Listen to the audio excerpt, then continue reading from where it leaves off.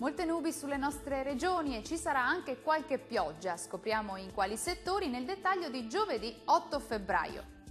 Sul Veneto il cielo si presenterà irregolarmente nuvoloso ma con ampi spazi soleggiati. Tuttavia non sono da escludere deboli e isolati fenomeni a carattere sparso, specie su Veneziano e Veronese.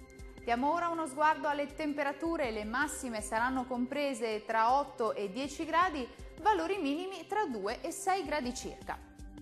Spostiamoci ora a vedere che tempo farà sul Friuli Venezia Giulia.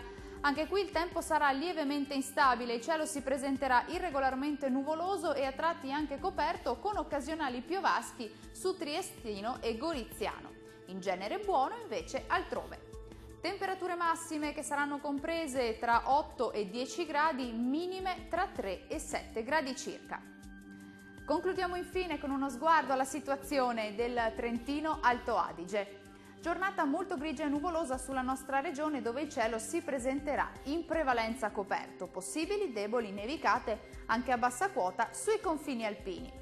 Le temperature massime saranno comprese tra 7 e 8 gradi, minime intorno ai 3 gradi circa.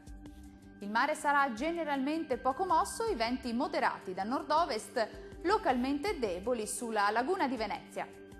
Dal meteo per ora è tutto, arrivederci!